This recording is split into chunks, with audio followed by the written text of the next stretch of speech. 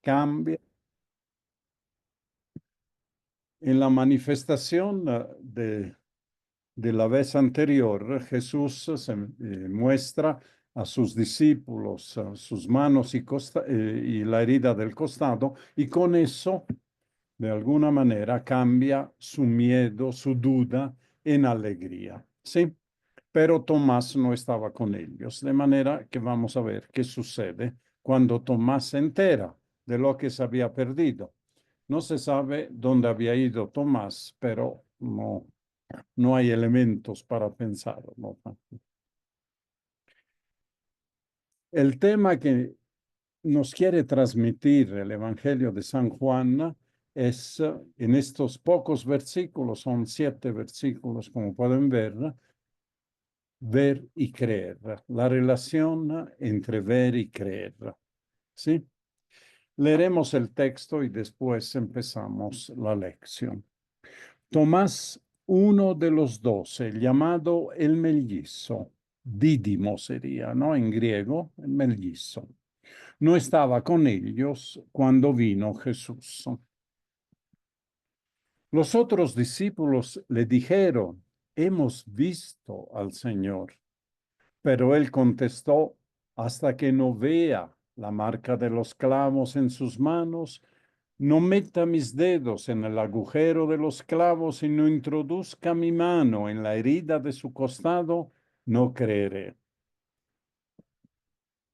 8 días después, los discípulos de Jesús estaban otra vez en casa y Tomás con ellos. Estando las puertas cerradas, Jesús vino y se puso en medio de ellos. Les dijo, la paz esté con ustedes. Después dijo a Tomás, pon aquí tu dedo y mira mis manos. Extiende tu mano y métela en mi costado. Deja de negar y cree. Tomás exclamó, tú eres mi Señor y mi Dios. Jesús replicó, ¿crees porque me has visto? Felices los que no han visto, pero creen. Muchas otras señales milagrosas hizo Jesús en presencia de sus discípulos, que no están escritas en este libro. Estas han sido escritas para que crean que Jesús es el Hijo, el Cristo, el Hijo de Dios. Crean y tendrán vida por su nombre. He resaltado en 2 colores la parte que tiene que ver con ver. Hemos visto, no vea, me has visto, no han visto, ¿no? Y en azul la parte que tiene que ver con creer. No creeré, cree, crees, pero creen para que crean. Son las 2 palabras que como ping-pong, ¿no? Están rebotando. Ver y creer. Exactamente el título que le hemos dado. Vamos entonces a una visión de conjunto. Como siempre, se parte y los relatos de la resurrección tienen esta característica. Son relatos diferentes en los diferentes evangelistas, pero todos parten de un hecho histórico. No es un episodio inventado, como uno pensaría para hacer una catequesis sobre creer y ver.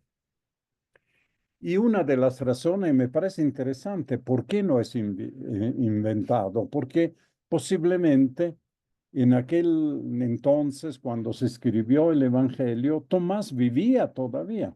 Y si no vivía él, había comunidades de Tomás. Y hubiese sido un poco incómodo, ¿no? Hacerle hacer ese papelón a Tomás. Y sobre todo, eso hubiese repercutido en sus comunidades. De manera que algo de eso sucedió. Hubo un hecho histórico, hubo una manifestación específica de Jesús a Tomás. Y este episodio le sirve al evangelista para desarrollar después una catequesis teológica sobre ver y creer. La intención de todo el episodio es dar un mensaje a la iglesia, que es el último versículo. felices, la bienaventuranza, la última bienaventuranza del Evangelio. Felices los que creen sin ver. Y este mensaje está dirigido a las comunidades de la segunda generación, podríamos decir, de los cristianos, final del siglo primero, y a todas las generaciones futuras de los cristianos, que están condenados, podríamos decir, que están destinados a creer sin haber visto y por eso son felices. Cuando se escribe el Evangelio de Juan, han quedado casi ninguno de los testigos de la vida terrena de Jesús. La mayoría de ellos han muerto martirizados. Juan todavía vive en la isla de Patmo, después se le atribuirá el Apocalipsis. En suma, el mensaje es eso. Hay que creer en el testimonio de los otros hermanos, aunque no hayan estado presentes en los hechos que están narrados en los evangelios. Y esto es uno de los primeros puntos que quiero remarcar. Tomás no tiene una crisis de fe, no cree en Jesús resucitado, no tiene elementos para creer o no creer, ¿no? Pero sí tiene algo en que apoyarse, es el testimonio de sus compañeros, el testimonio de los demás 10 discípulos que estuvieron presentes el domingo de Pascua al anochecer en el cenáculo y se encontraron con Jesús. Ellos sí vieron al Señor y le dijeron, hemos visto al Señor, ¿sí? Pero él no cree en el testimonio de sus compañeros. Tampoco a María Magdalena le creyeron los apóstoles cuando les anunció que había visto al Señor, que la tumba estaba vacía y que había visto al Señor. Tomás, dentro de la apologética cristiana, es considerado el patrono de los científicos. Bueno, me parece que esto hay que tomarlo con pinza. No es que él quiere pruebas de la resurrección de Jesús. Él quiere una constatación personal más que objetiva, ¿no? No quiere una prueba científica de que Jesús ha resucitado. Él quiere una comprobación personal. Entonces, es un poco el escéptico más que el científico. Científico es el curioso, es el que se convence sobre los hechos, el más escéptico, el que no cree a los demás. Tengo que verlo yo, ¿no? No importa si hay pruebas o no. Y vamos entonces al texto en detalle. Tomás, uno de los 12, llamado el mellizo, no estaba con ellos cuando vino Jesús. Los otros discípulos le dijeron, hemos visto al Señor. ¿Cuándo le dijeron? Posiblemente al día siguiente, al domingo, el lunes, digamos, o el martes, cuando se volvieron a encontrar con él. ¿Mm? No es que fue un rato antes que el Señor se le apareciera a Tomás. Estuvo tiempo, Tomás, con esa duda. Tuvo un proceso, ¿no? En el cual la duda lo carcomía. ¿Será verdad? ¿No será verdad? Pero él contestó, hasta que no vea la marca de los clavos en sus manos, no meta mis dedos en el agujero de los clavos y no introduzca mi mano en la herida de su costado, no creeré. Hay algunos detallitos que conviene comentar, ¿no? Bueno, ya sabemos que Tomás no estuvo el día de Pascua, en la tarde de ese domingo en que Jesús se apareció, según el relato de Juan a los 10. Dídimo significa mellizo, ya sabemos. Del mellizo no se sabe nada. Interesante que hay dos mellizos, uno sigue a Jesús y el otro desaparece del mapa. No sabemos si vivía, si no vivía, no sabemos nada. Pero debe tener algo del carácter, ¿no? De la psicología de un mellizo que se complementa, busca siempre un complemento con el hermano gemelo. Bueno, Tomás en el Evangelio de Juan no aparece primera vez en este episodio, aparece en dos intervenciones que lo pintan como escéptico, como le decía, más que científico. Una es 11:16, ahora las vamos a leer para hacerle recuerdo.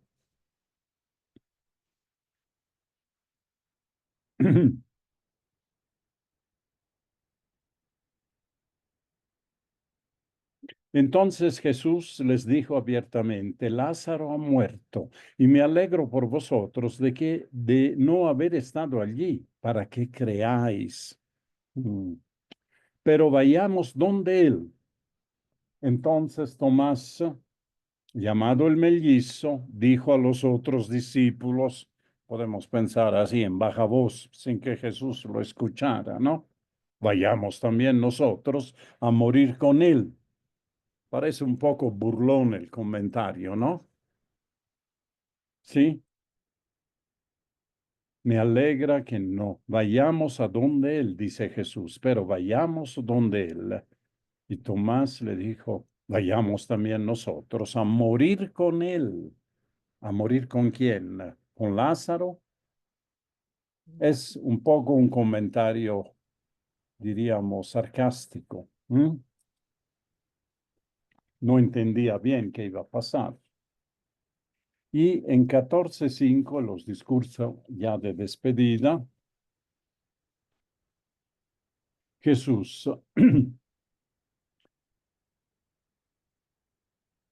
está hablando, ¿no?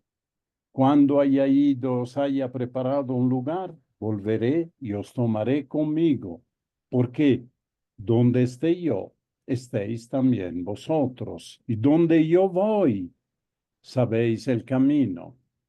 Le dice Tomás, ahora abiertamente, Señor, no sabemos a dónde vas.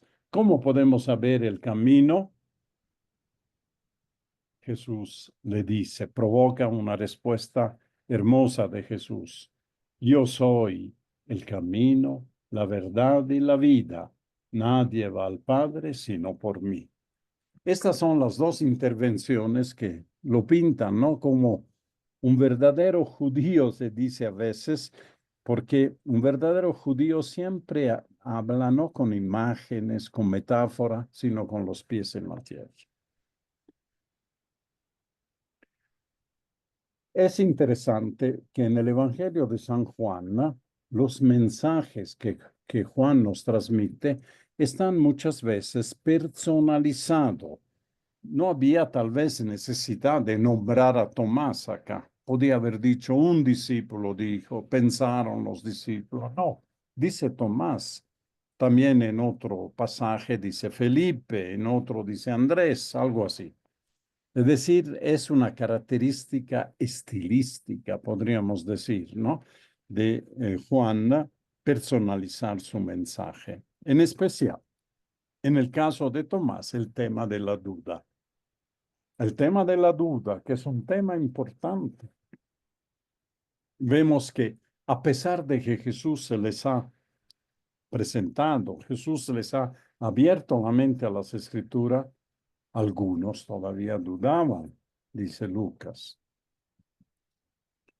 Hay una excepción, ¿no?, donde el tema de la duda no está asociado a la aparición de Jesús, que es cuando Jesús aparece el domingo de Pascua y muestra las manos y el costado, ¿sí? ¿Por qué? Porque ya se llenan de alegría. La respuesta, la visión real de Jesús con su cuerpo carnal, podríamos decir, con su cuerpo físico, les llena de alegría. Hay otros ejemplos de personalización en el Evangelio de Juan. Dense un poco de tiempo y vayan a repasar los discursos de despedida de Jesús y encontrarán que ahí aparecen no solo Tomás, sino otros discípulos que hacen un diálogo con Jesús, dialogan con Jesús. Y algo me parece importante es que, a diferencia de Lucas, donde Jesús les muestra las manos y los pies, las manos y los pies. Porque en las manos y los pies estaban las señales de los clavos. Para Lucas eso era la prueba, si quieren, de que el cuerpo de Jesús era el mismo del crucificado. Pero en Juan encontramos las manos y el costado. No se habla de los pies, de las manos y el costado. ¿Por qué? Porque el costado tiene en la crucifixión de Jesús un significado muy importante.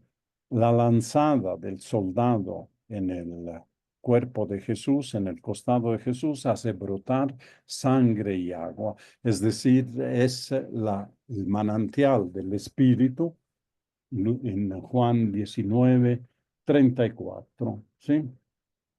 Pero al llegar a Jesús, como lo vieron ya muerto, no le quebrantaron las piernas, sino que uno de los soldados le atravesó el costado con una lanza y al instante salió sangre y agua. En el simbolismo de Juan, la sangre y agua significa el espíritu de Cristo que aparece que sale de su cuerpo moribundo, ¿sí? Para derramarse entre todos los hombres, ¿sí? También en la cruz 19:30, que hay otra cita, vamos a ver qué dice. Cuando tomó Jesús el vinagre, dijo, todo está cumplido, e inclinando la cabeza, entregó el Espíritu. Esa entrega del Espíritu después se materializa con la lanza, unos versículos después, porque de su cuerpo ya muerto, ya cadáver, sale agua y sangre. Y en el cenáculo también le muestra, ¿no? A los discípulos en ausencia todavía de Tomás, las manos y el costado, ¿sí? El costado reemplaza los pies. Y aquí viene el episodio de Tomás, 8 días después, es decir, en otro domingo, que es el día del Señor, el día en que empiezan a reunirse los discípulos de Jesús para la liturgia, para comer juntos, para leer las escrituras, es decir, el antepasado, podríamos decir, de nuestras liturgias dominicales, de las misas. Los discípulos de Jesús estaban otra vez en casa y Tomás con ellos. Estando las puertas cerradas, todavía tenía miedo a los judíos, como ven. Jesús vino y se puso en medio de ellos. Una vez más, y esto es la última vez que lo digo, Jesús no necesita cruzar las puertas, las paredes como un fantasma, sino que siempre estuvo ahí, solo que se deja ver, ¿no? Y les dijo, la paz esté con ustedes.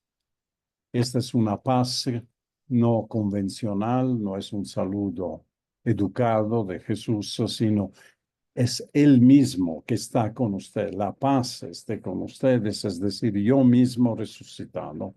Y después dijo a Tomás, pon aquí tu dedo y mira mis manos. Extiende tu mano y métela en mi costado, una vez más, no en mi costado. Deja de negar y cree.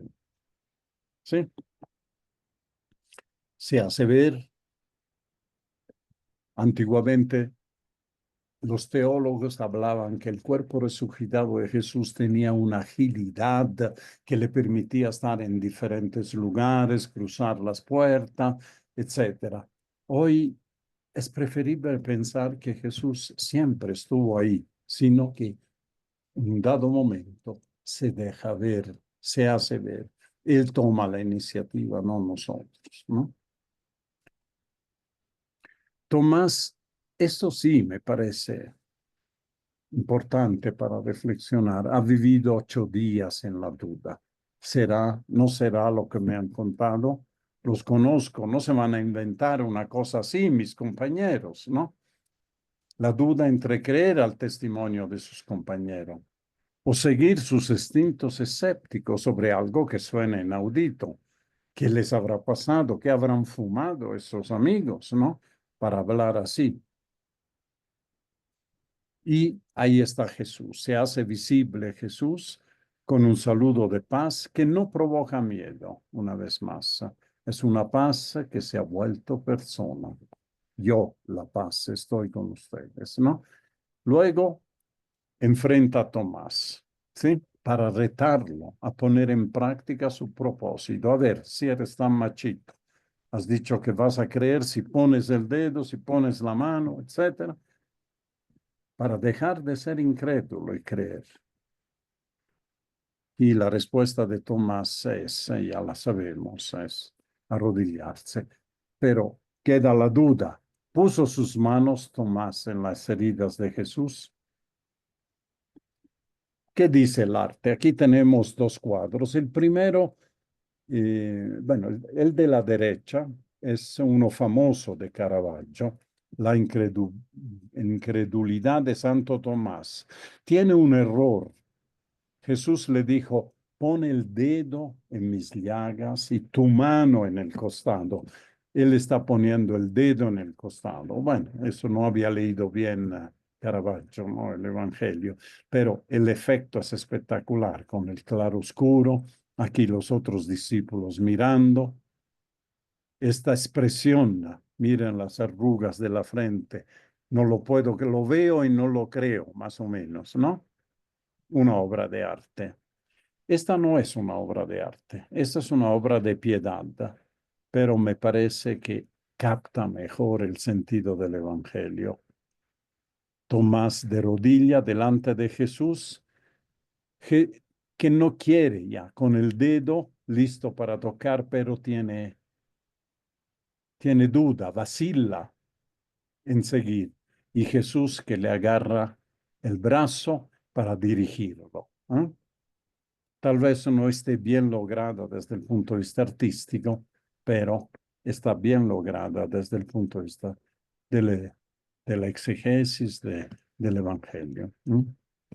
Y esta también parece una pintura más de devoción que tiene una particularidad. ¿Qué notan de raro en esa imagen?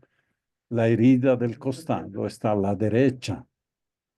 Bueno, entonces uno se pregunta, ¿la herida del costado fue a la izquierda o a la derecha? Aquí está la herida en la mano, como ven. No sé si en el anterior se ven las heridas en los pies también, ¿no? En esta es mucho más atenta al Evangelio. Bueno, aquí está poniendo la mano, pone dos dedos, ¿no? En el costado, pero en el lado derecho. Si leemos en el Evangelio el episodio de la lanzada, no dice si fue al lado derecho o al lado izquierdo. ¿Y por qué todo el mundo, excepto algunos, sobre todo en el arte oriental, aparece la herida a la derecha, a la izquierda, cerca del corazón? ¿Por qué? Porque la interpretación está ligada a que esta agua y sangre salió del corazón de Jesús. Pero en el arte occidental, siempre, excepto esta imagen que he encontrado casualmente, está a a la derecha. No sé de quién es esta imagen, no es conocida, no está dentro de los libros de arte, pero ahí está, a la derecha. ¿Qué hace pensar, qué ha estimulado más la teoría de que la lanzada fue a la derecha, no a la izquierda de Jesús? La síndone de Turín, ¿no? En la imagen de la síndone de Turín hay una herida a la derecha. Entonces, de ahí los artistas han asumido que era a la derecha. Como ven, no hay certeza, ¿no? De lo que era, ni tiene mayor importancia. Tiene un significado metafórico que estuviera a la derecha o estuviera a la izquierda. Y aquí viene la respuesta de Tomás. Parece que no metió la mano porque exclamó solo al ver a Jesús y al sentirse retado a comprobar Tú eres mi Señor y mi Dios. ¿No?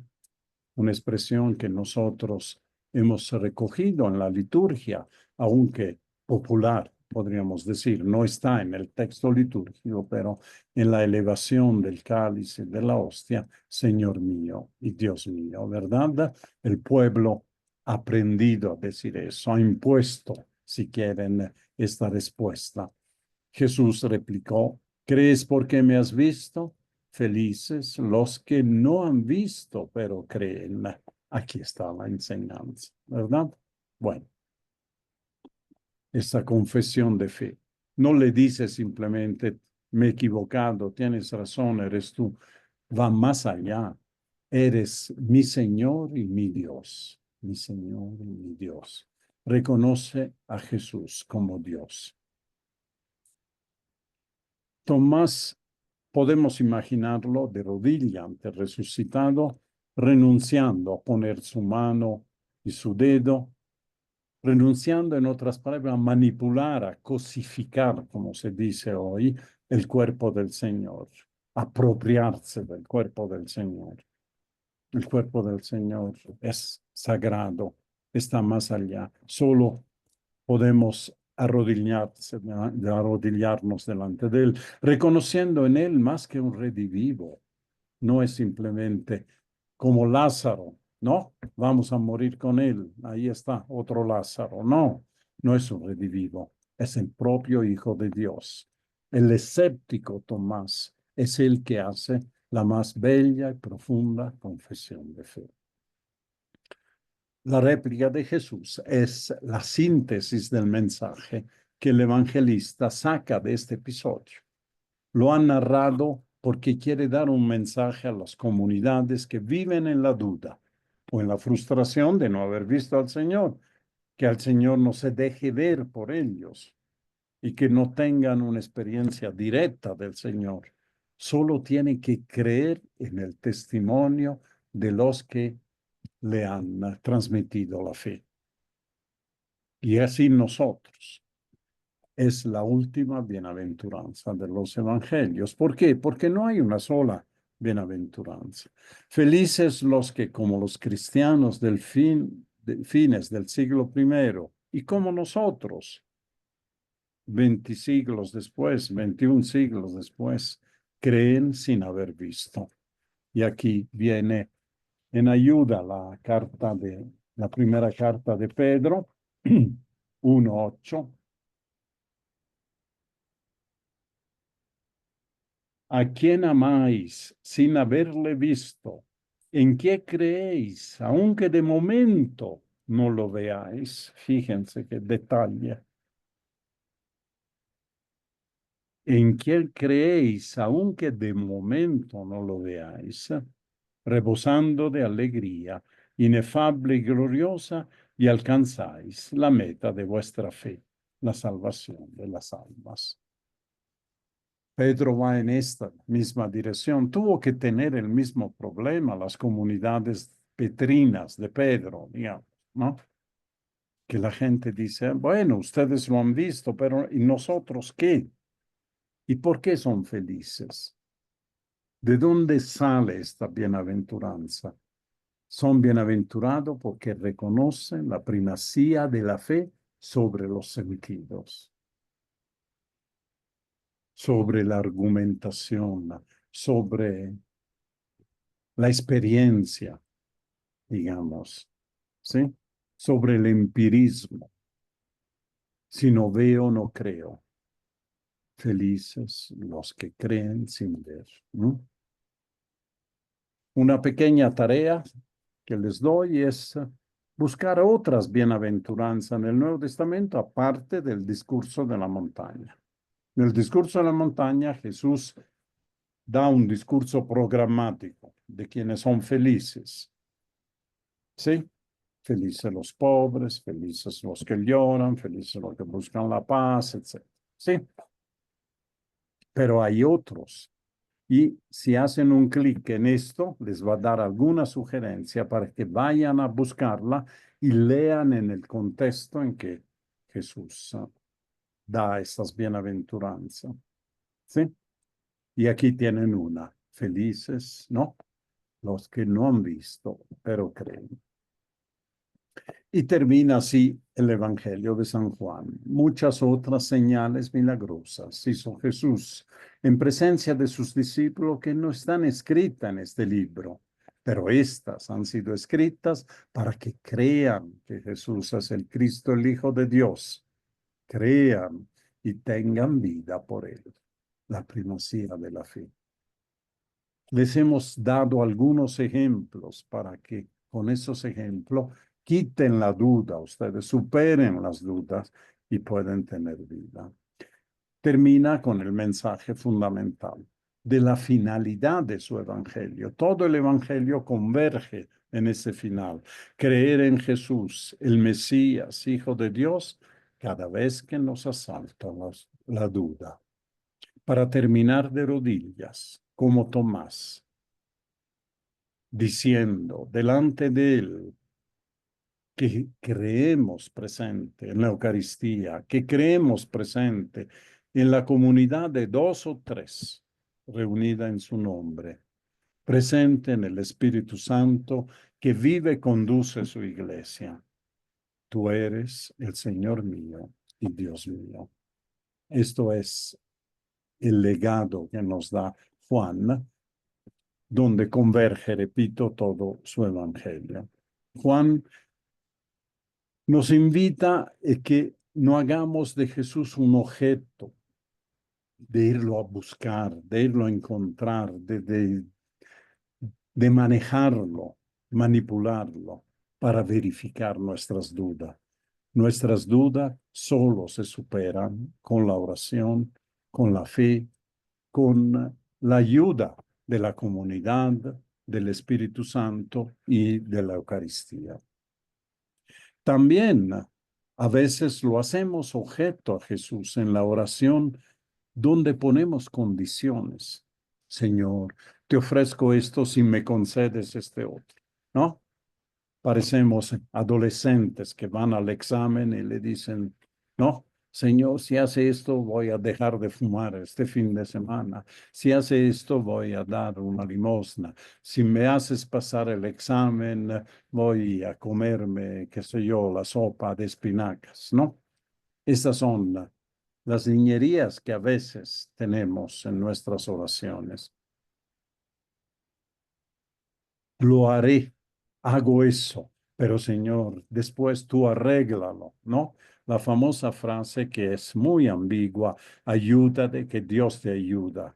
Ayuda de que Dios te ayuda, tiene un toque de condicionante al Señor. Señor, yo le meto y después tus abogados vienen a arreglarlo, ¿no? Les recuerda algún personaje de nuestra política. No podemos tratar así a Jesús. No podemos tratar a nuestro Dios así. Nuestras dudas, nuestras necesidades, tenemos que presentarlas delante del Señor para que Él libremente nos ayude y nos conceda lo que puede.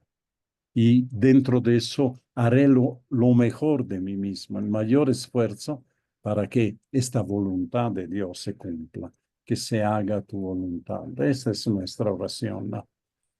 No nos ha enseñado Jesús a condicionar nuestra oración. He dicho que esto es el final del Evangelio de San Juan. Sin embargo, le sigue el capítulo 21. El capítulo 21 es un apéndice al Evangelio de Juan, ¿no?, que comentaremos el próximo lunes, destinada también este apéndice a la iglesia de fines del siglo I, pero por otro tipo de problemas, ya no de la duda, sino de los roles que cada uno tiene y la comunidad. Así que la comentaremos el próximo lunes.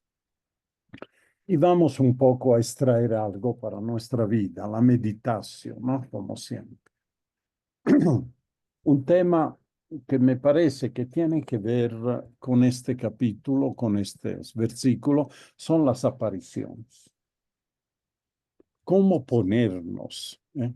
Yo creo muchos de ustedes, igual que yo, nos hemos puesto esta duda ¿no? Ante las apariciones y milagros, que Jesús se le ha aparecido a Sor Faustina, que la Virgen ha llorado en Cochabamba, que los santos les han dicho algo para hacer una empresa, una acción, una misión, que los difuntos nos han hablado en sueños. ¿Mm? Y lo tomamos muy en serio, ¿no? Yo creo que un buen consejo es ni despreciarla, ni descartarla. Esos son efectos que has comido anoche, seguro que has comido frijoles, ¿no? Le dicen, he tenido un sueño, ¿eh? Has comido frijoles o has visto una película de terror. No, no hay que despreciarla. Son parte de nuestra psique y el Señor se sirve de todo para llegar a nosotros, también de nuestra psique. Ni sobrevalorarlas, ni pensar que sin eso no tenemos fe. Es que ese es fundamento de nuestra fe. Yo creo porque he visto a la Virgen llorar. Bueno, sí, yo creo que eso no es un buen argumento, ¿no? Y es destacable la labor científica de gente como el doctor Ricardo Castañón, ¿no? Que se ocupa de encontrar, ¿no? Los fraudes, las limitaciones, las alucinaciones que a veces acompañan algunos de estos fenómenos, ¿sí? Pero también de reconocer lo que está fuera del alcance de la ciencia. En eso es muy honesto, Ricardo. A veces chocamos entre los dos porque, no sé, yo me imagino que debería ir más a fondo, pero ahí está. Es una labor encomiable si se hace con criterio científico y de fe, porque él es un hombre de fe. No va a desmistificar esos hechos, sino va a encontrarle la señal, el dedo de Dios, o si no, la trampa, que muchas veces acompañan eso. No se olvide que muchas de esas apariciones están acompañadas después con toda una estructura de limosna, de donaciones, de construir infraestructura y todo lo demás, ¿no? Bueno, pero el criterio general, a mi criterio, es no despreciarla ni sobrevalorarla. Tenemos al Señor resucitado, tenemos la fe del bautismo, el Espíritu, tenemos la comunidad, no nos falta nada. Tenemos el ejemplo de la Virgen también, ¿no? En vivir nuestra fe en obediencia. No hace falta que vayamos a un santuario para fortalecer o para renovar o para encontrarnos con el Señor. Él se hace encontrar en cualquier lado, en cualquier momento. Hay una frase que también usamos mucho, ¿no? Viendo a veces los escándalos de la iglesia o las limitaciones que tiene si Cristo viniera, ¿no? Y si Cristo viniera, las iniciales es un poco cómico, son SCV, son el estado de la ciudad del Vaticano, es la placa de los coches del Vaticano. Yo me acuerdo que me reía mucho cuando niño iba por Roma, pasaba un coche con la placa SCV, entonces gritábamos, si Cristo viniera, ¿no? Y vería todas estas cosas. Bueno, un segundo tema que nos inspira esta lectura sobre ver y creer. No basta ver para creer, ¿verdad? Hay gente que dice, lo entendí, lo reconocí a esa persona a la primera mirada.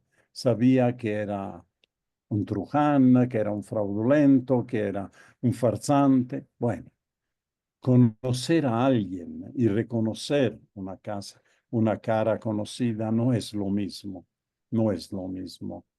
Pocas veces podemos decir a la sola vista de conocer a alguien de verdad. No, tal vez ni entre esposos y esposas, ¿no? Mirándonos a los ojos, tenemos la certeza de quién es el otro, el que vive conmigo, con el cual he condividido años de mi vida. De ahí nace la duda. Siempre está presente la duda. Si estuvo presente en la resurrección de Jesús, ¿cómo no va a estar presente? ¿Mm? Hay un tema más de mayor responsabilidad en nuestra misión. No solo de ver y creer, sino de ver y no creer. Los que nos miran en nuestro testimonio y por nuestro testimonio se alejan de la fe. Es el escándalo que a veces dan. Esta es la anti-bienaventuranza, ¿no? Ven nuestro testimonio y esto, en lugar de acercarlo al Señor, los aleja del Señor. Hacemos muchas veces nuestra misión que los demás vean y no crean. A diferencia de los primeros cristianos, ¿no? Que muchos se convertían, se bautizaban, porque veían cómo eran, veían cómo se querían, veían que lo que predicaban también lo vivían, lo testimoniaban. Pero cuando existe un divorcio entre lo que creemos y lo que practicamos, no necesariamente en toda nuestra vida, sino en algunos hechos concretos que impactan en los demás. Este se cree cristiano, pero mira lo que hizo esta vez. Yo he escuchado muchas veces esta vez. A ese yo lo vi, lo conocí en esta circunstancia. El suyo fue un antitestimonio, no fue coherente con su fe. Es lindo tener fe, es lindo ser admirados por la fe, sin duda, pero es sobre todo una gran responsabilidad. No es para hincharse el pecho, es para pensar que todas las veces que fallamos, tal vez aumentamos el número de escépticos, el número de no creyentes. Y finalmente, sobre el pecado de querer cosificar, esto ya lo mencioné, ¿no? De manera sofisticada a Dios, a Jesús, a la Virgen, a los santos y santas, tratándolos como objeto. Tienes que hacerme esto, ¿no? Le he retado a San Antonio que tenía que hacerme esta gracia. Si no lo iba a sacar del nicho donde lo he puesto en mi casa, lo iba a guardar en el ropero. A ver, que se atreva, ¿no? A no hacerme caso. Eso es cosificar. La oración condicionada, hemos hablado. O la penitencia voy a hacer esta penitencia, pero Señor, tienes que darme esto, ¿no? Voy a dejar de comer carne durante, qué sé yo, un mes, ¿no? Pero hazme esta gracia. Esa es la oración y la actitud condicionada. ¿Quiénes somos para condicionar al Señor? ¿Mm? O pensar que si no hacemos ciertas cosas vamos a recibir, ¿no? Es decir, entrar en la mente de la Virgen, como me decía una vez una persona, yo creo en Dios, creo en la Virgen, porque la Virgen es malita. Si no voy a llevar mi carro a bendecir a Copacabana, seguro se va a chocar, va a pasar cosas malas. Bueno, ya, eso son cosas, ¿no? De una fe todavía infantil. No así nosotros, ¿no?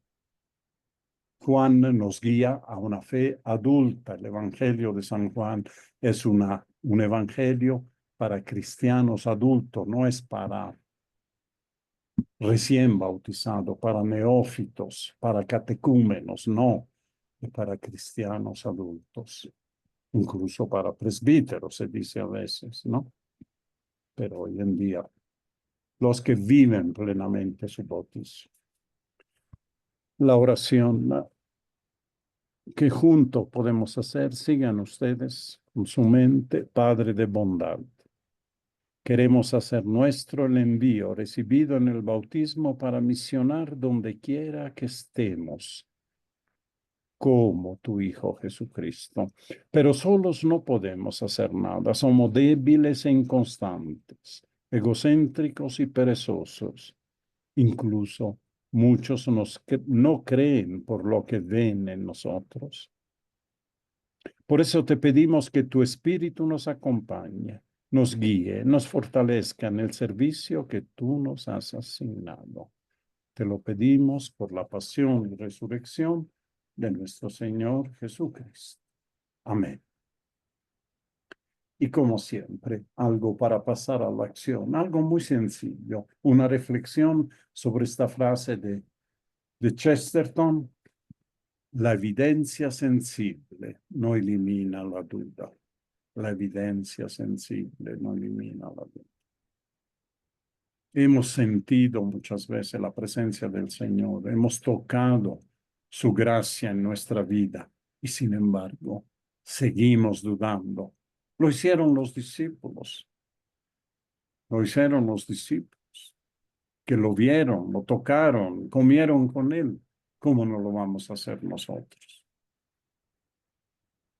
No nos agarremos a la evidencia sensible, agarrémonos a la fe. La primacía de la fe elimina la duda, la evidencia sensible no. Y hablando de duda, hay una película que todos deberían ver si no lo han visto ya. La duda se llama. Es protagonizada por Meryl Streep, una actuación impecable de una madre superiora que tiene dudas sobre la vida, sobre la coherencia de un sacerdote, ¿sí? Y un actor que ya murió, Philip Seymour Hoffman, se llama, que hace de un párroco, de un cura, que es ambiguo en muchas cosas, pero la evidencia sensible no elimina la duda realmente. Por eso se llama la película La Duda. Dense un tiempo para verlo. Está gratis en YouTube, ¿no? No está en las plataformas, está. Si quieren comprarla para verla, está en Prime, pero pueden verla gratis en YouTube. Se la recomiendo mucho y es siempre una película para un debate, para un retiro, para una discusión, ¿sí? Y el final también es abierto, ¿no? Como debe ser en estos casos. He encontrado un canto, no sé cuántos de ustedes conocen, que es muy bonito, muy bonito. No lo conocemos acá, creo que es de Centroamérica, algo así. Suelto se llama. Es difícil, a veces no se entiende. Me conoces más que a mí mismo. Creer en algo que no veo, yo sé que tu plan es perfecto. Hazme ver como tú me ves. Hazme entender y creer sin temer. Te suelto mis sueños, te suelto mis deseos. Toma el control de mi vida. Tu plan anhelo más que el mío. Te suelto mis planes, te suelto mis decisiones. Toma el control de mi vida. Tu plan anhelo más que el mío. Úsame, Jesús. A mi manera no funcionó. Lo que tú tienes es mejor. Lo dejo en tus manos. Úsame, Jesús. A mi manera no funcionó. Lo que tú tienes es mejor. Lo que tú tienes es mucho mejor. Te suelto mis cargas. Te suelto mis fallas. Toma el control de mi vida. Tu plan anhelo más que el mío. Suelto mi control, Dios. Toma todo control, porque tus planes son mejores que los míos. Aquí está la música. Ponen un clic acá y se la pueden escuchar las veces que quieren gratis. ¿Sí? Bueno, aquí me quedo. Podemos cerrar la grabación, Carolita.